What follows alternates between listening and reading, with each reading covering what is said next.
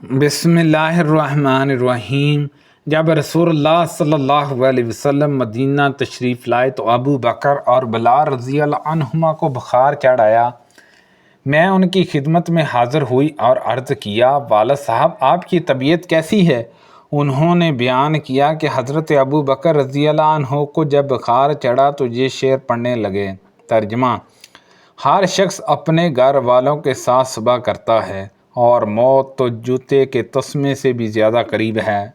اور بلال رضی اللہ عنہ کے بخار میں جب کچھ تخفیف ہوتی تو زور زور سے روتے اور یہ شعر پڑھتے: کاش مجھے یہ معلوم ہو جاتا کہ کبھی میں ایک رات بھی وادی مکہ میں گزار سکوں گا جب کہ میرے ارد گرد خوشبودار گھاس اذکر اور جلیل ہوگی، اور کیا ایک دن بھی مجھے ایسا مل سکے گا جب میں مقام مجانہ کے پانی پر جاؤں گا، اور کیا شامہ اور تفیال کی پہاڑیاں ایک نظر دیکھ سکوں گا۔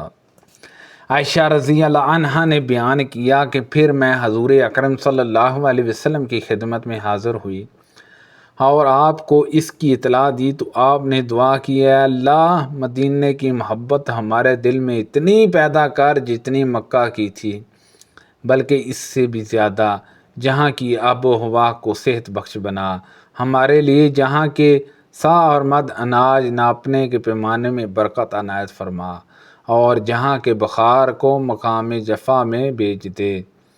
میں آسمان کی خدمت میں حاضر ہوا۔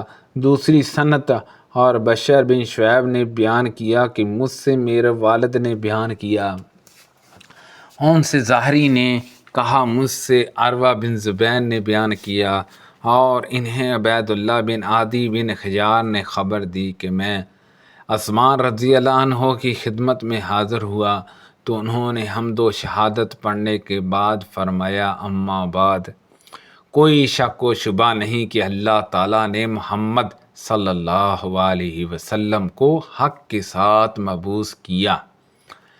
میں بھی ان لوگوں میں تھا جنہوں نے اللہ اور اس کے رسول کی دعوت پر ابتدا ہی میں لبیک کہا، اور میں ان تمام چیزوں پر ایمان لایا جنہیں لے کر ان حضرت صلی اللہ علیہ وسلم مبعوث ہوئے تھے۔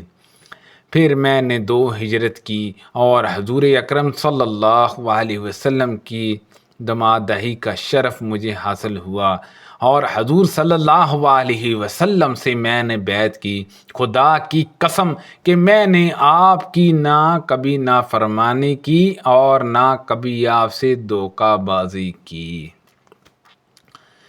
جہاں تک کہ آپ کا انتقال ہو گیا۔ شعیب کے ساتھ اس روایت کی مطابقت اسحاق قلبی نے بھی کی ہے۔ ان سے زہری نے اس حدیث کو اسی طرح بیان کیا ہے۔ عبد الرحمن بن عوف رضی اللہ عنہ منام میں اپنے خیمے کی طرف واپس آ رہے تھے۔ یہ حضرت عمر رضی اللہ عنہ کے آخری حج کا واقعہ ہے تو ان کی مجھ سے ملاقات ہو گئی۔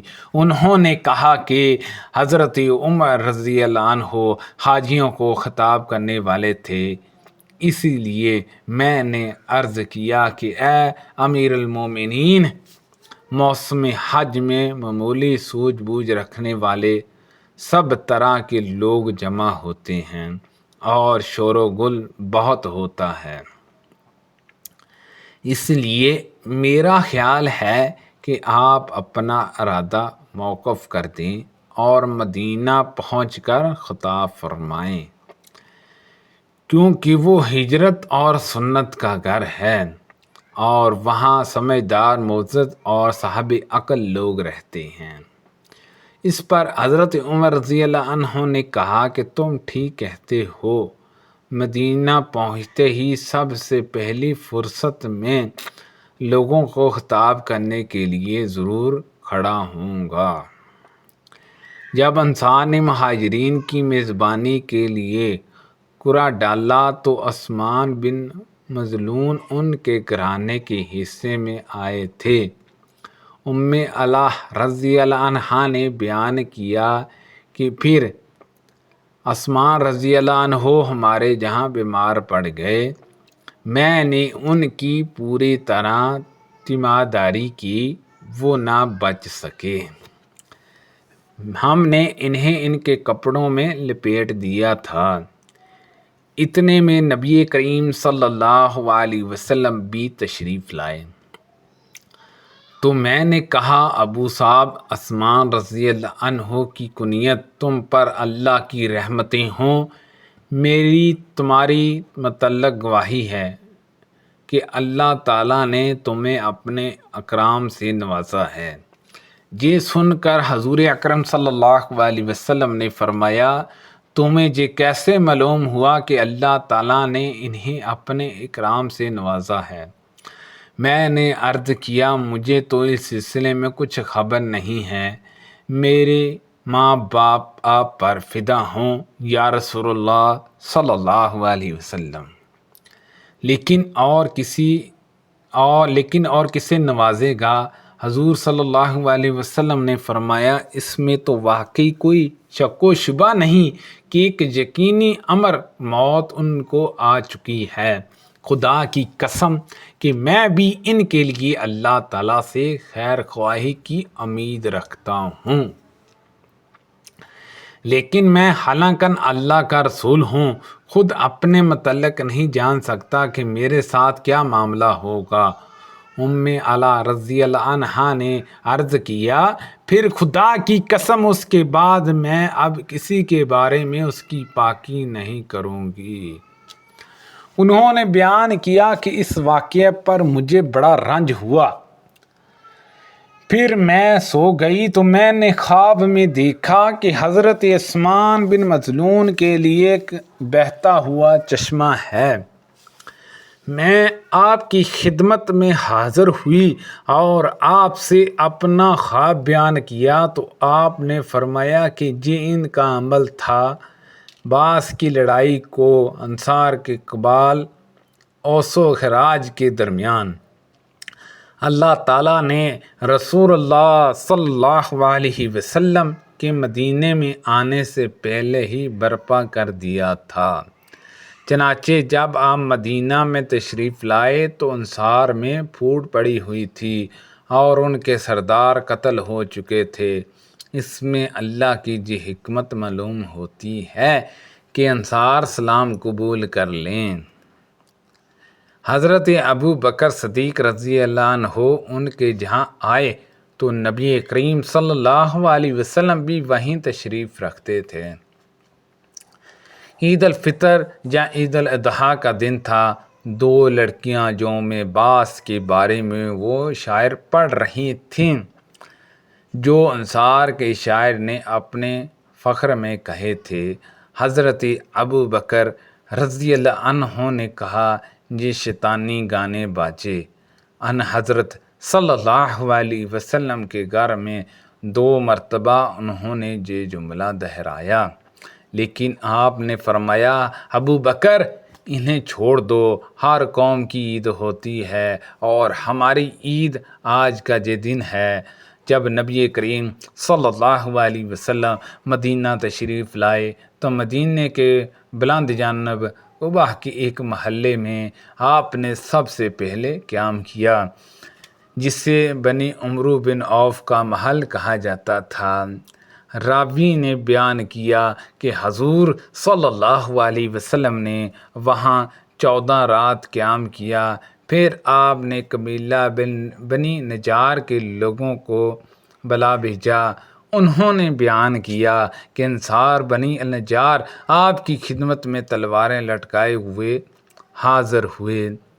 راوی نے بیان کیا، گویا اس وقت بھی وہ منظر میری نظروں کے سامنے ہے کہ ان حضرت صلی اللہ علیہ وسلم اپنی سواری پر سوار ہیں۔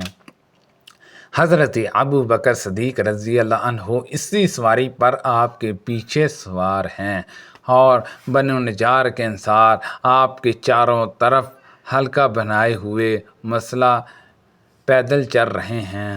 آخر آپ حضرت ابو ایوب انصاری رضی اللہ عنہ کے گھر کے قریب اتر گئے۔ راوی نے بیان کیا کہ ابھی تک جہاں بھی نماز کا وقت ہو جاتا وہیں آپ نماز پڑھ لیتے تھے۔ بکریوں کے ریوڑ جہاں رات کو بندھے جاتے وہاں بھی نماز پڑھ لی جاتی تھی۔ بیان کیا کہ پھر حضور صلی اللہ علیہ وسلم نے مسجد کی تعمیر کا حکم فرمایا۔ آپ نے اس کے لیے قبیلہ بنی نجار کے لوگوں کو بلا بھیجا۔ وہ حاضر ہوئے تو آپ صلی اللہ علیہ وسلم نے فرمایا، اے بنی نجار، اپنے اس باغ کی قیمت طے کر لو۔ انہوں نے عرض کیا، نہیں، اللہ کی قسم، ہم اس کی قیمت اللہ کے سوا اور کسی سے نہیں لے سکتے۔ سبحان اللہ عز و جل۔ راوی نے بیان کیا کہ اس باغ میں وہ چیزیں تھیں جو میں تم سے بیان کروں گا۔ اس میں مشرکین کی قبریں تھیں، کچھ اس میں کھنڈار تھا اور کھجوروں کے درخت بھی تھے۔